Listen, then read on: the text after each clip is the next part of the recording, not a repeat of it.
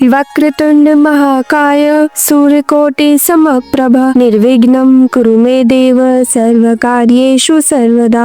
बुद्धि एवं विवेक के देवता गणेश जी को समर्पित यह संकष्टी चतुर्थी का व्रत समस्त कष्टों को हरने वाला और धर्म, अर्थ, मोक्ष, विद्या, धन और आरोग्य प्रदान करने वाला है। जो भी व्यक्ति इस दिन पूरे मन से गणपति जी के लिए व्रत रखता है उसके सभी कष्टों और दुखों का नाश हो जाता है। धार्मिक मान्यता है कि इस व्रत के करने से जीवन में चल रहे सभी कष्ट दूर हो जाते हैं और संतान संबंधित समस्याएं भी दूर हो जाती है। इस व्रत के करने से जीवन में धन धान्य की कमी नहीं होती है और जीवन में आ रही सभी बाधाओं का नाश होता है। आषाढ़ मास के संकष्टी चतुर्थी के दिन चंद्र देव के दर्शन करना बहुत शुभ माना जाता है। चंद्र देव के दर्शन करने के बाद ही चतुर्थी तिथि का व्रत पूर्ण माना जाता है। संकष्टी चतुर्थी के दिन चौथ माता का भी व्रत रखा जाता है और उनका व्रत भी चंद्र दर्शन के बाद ही पूर्ण माना जाता है। तो आज के वीडियो में हम सुनेंगे संकष्टी चतुर्थी व्रत कथा और चौथ माता की कहानी। तो शुरू करने के पहले हमें सपोर्ट करने के लिए हमारे चैनल को सब्सक्राइब जरूर करें और मेरे वीडियो को लाइक और शेयर भी करें। संकष्टी चतुर्थी व्रत कथा। पार्वती जी ने पूछा कि हे वत्स,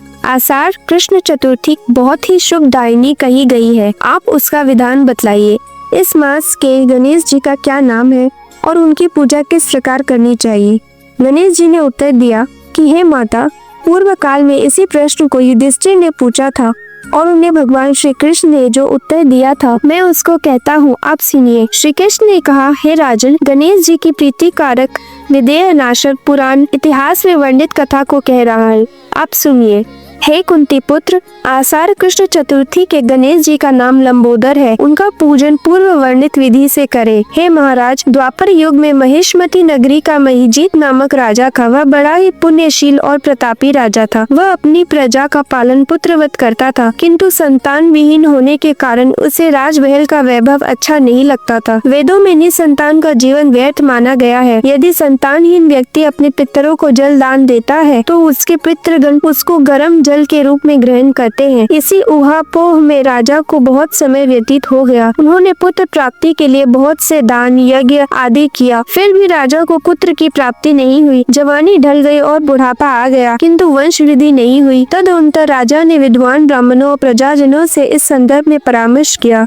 राजा ने कहा कि हे ब्राह्मणों तथा प्रजाजनों, हम तो संतान विहीन हो गए, अब मेरी क्या गति होगी। मैंने जीवन में तो किंचित भी पाप कर्म नहीं किया। मैंने कभी अत्याचार द्वारा धन संग्रह नहीं किया। मैंने तो सदा प्रजा का पुत्रवत पालन किया तथा धर्माचरण द्वारा ही पृथ्वी का शासन किया। मैंने चोर डाकुओं को दंडित किया, इष्ट मित्रों के भोजन की व्यवस्था की, वो ब्राह्मणों का हित चिंतन करते हुए शिष्ट पुरुषों का आदर सत्कार किया। फिर भी मुझे पुत्र न होने का क्या कारण है। विद्वान ब्राह्मणों ने कहा कि हे महाराज, हम लोग वैसा ही प्रयत्न करेंगे जिससे आपके वंश की वृद्धि हो। इस प्रकार कहकर सब लोग युक्ति सोचने लगे। सारी प्रजाएं राजा के मनोरथ की सिद्धि के लिए ब्राह्मणों के साथ वन में चली गई। वन में जाकर वे लोग अति शीघ्र गति से इधर उधर भ्रमण करने लगे। उन लोगों को उसी समय एक श्रेष्ठ मुनि के दर्शन हुए। वे मुनिराज निराहार रहकर तपस्या में लीन थे। ब्रह्मा जी के समान वे आत्मजित, क्रोधजित तथा सनातन पुरुष थे।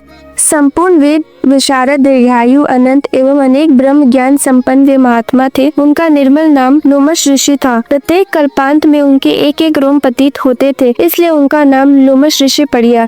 ऐसे त्रिकालदर्शी महर्षि लोमश के उन लोगों ने दर्शन किए। सब लोग उन तेजस्वी मुनि के पास गए। उचित आचरण एवं प्रणाम आदि करने के बाद सभी लोग उनके समक्ष खड़े हो गए। मुनि के दर्शन से सभी लोग प्रसन्न होकर परस्पर कहने लगे, हम लोगों को सौभाग्य से ही ऐसे मुनि के दर्शन हुए हैं। इनके उपदेश से हम सभी का मंगल होगा। ऐसा निश्चय कर उन लोगों ने मुनिराज से कहा, हे ब्रह्म ऋषि, हम लोगों के दुख का कारण सुनिए। अपने संदेह के निवारण हेतु हम लोग आपके शरणागत हुए हैं। हे भगवान, आप कोई उपाय बतलाइए। हे स्वामी, आप जैसे महात्मा को पाकर हम लोग किसी अन्य व्यक्ति से क्या कहें। आप ब्राह्मण एवं ऋषियों में श्रेष्ठ हैं। आपसे बढ़कर कोई दूसरा पुरुष नहीं दिख रहा है।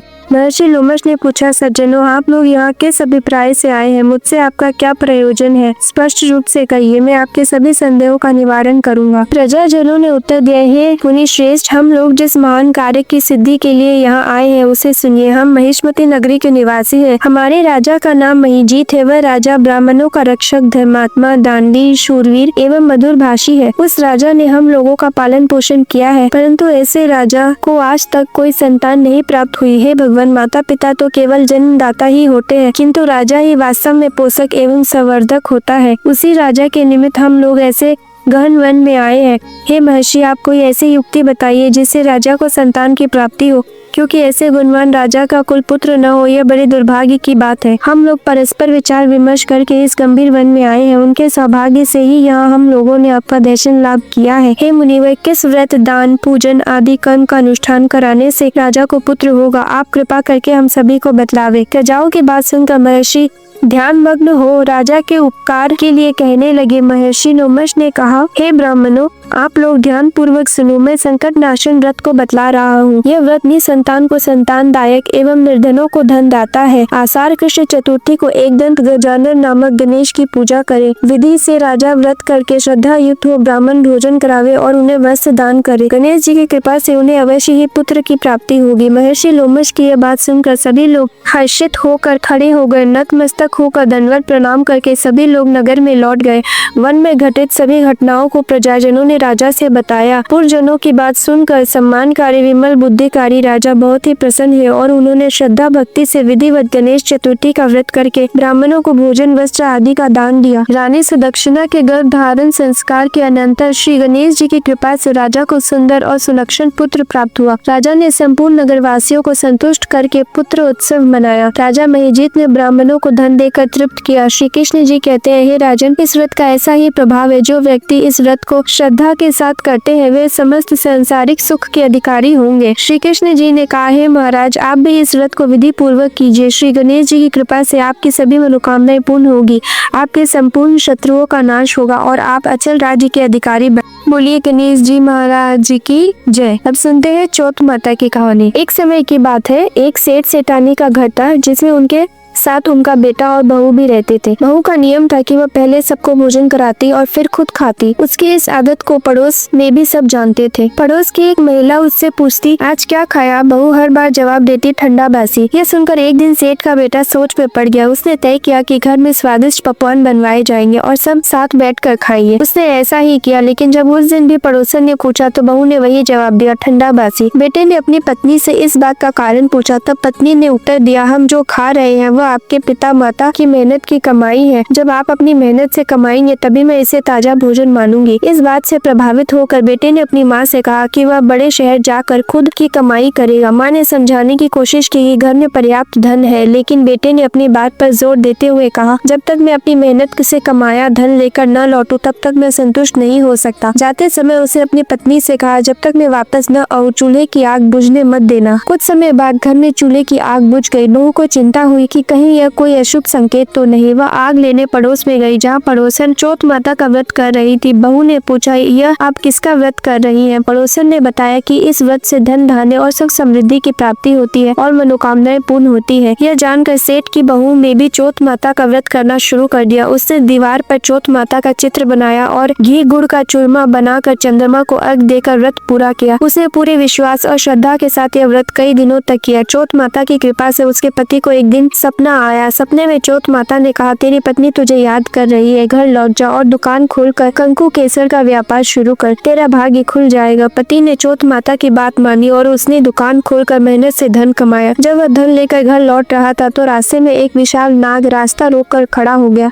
नाग ने कहा, तेरी आयु पूरी हो गई है, अब मैं तुझे डसूंगा। पति ने नाग से विनती की, मुझे एक बार घर जाकर अपनी पत्नी से मिलने दो, मैं लौट कर आऊंगा। नाग ने वचन लेकर उसे जाने दिया। घर पहुंचकर पति ने अपनी पत्नी को पूरी घटना बताई। पत्नी ने उसे सांत्वना दी और कहा, चिंता मत करो, मैं एक उपाय करती हूँ। पत्नी ने 7 चरणों की तैयारी की। पहली जगह रेत डाली, दूसरी पर इत्र रखा, तीसरी पर गुलाल और फूल सजाए, चौथी पर कंकु केसर रखा, 5वीं पर मिठाइयाँ रखी, 6ठी जगह गद्दा बिछाया और 7वीं जगह दूध का कटोरा रखा। आधी रात को नाग आया और एक एक चरण पर रुकता हुआ आखिरकार कमरे तक पहुँचा। हर चरण पर वह आराम करता और कहता, बहुत मान सम्मान मिला पर मैं वचन निभाने आया हूँ। जब नाग 7वें चरण पर पहुँचा तो चौथ माता, गणेश जी और चंद्रमा जी ने सेठ के बेटी की रक्षा करने का निश्चय किया। चंद्रमा ने उजाला किया, चौथ माता ढाल बनकर खड़ी हो गई और गणेश जी ने तलवार से नाग का अंत कर दिया। सुबह जब सबने यह दृश्य देखा तो वह हैरान रह गए। मरा हुआ नाग पास में तलवार और ढाल देखकर सबने समझा कि यह चौथ माता की कृपा का परिणाम है। पति पत्नी ने चौथ माता का आभार व्यक्त किया और दोनों सपरिवार खुशी खुशी रहने लगे। हमारी कामना है कि जिस तरह चौथ माता ने ने सेठ बहू की कामना पूरी की, वैसे ही वे श्रद्धा के साथ इस व्रत का पालन करने वाले सभी जातकों की मनोकामना पूर्ण करें। बोलिए चौथ माता की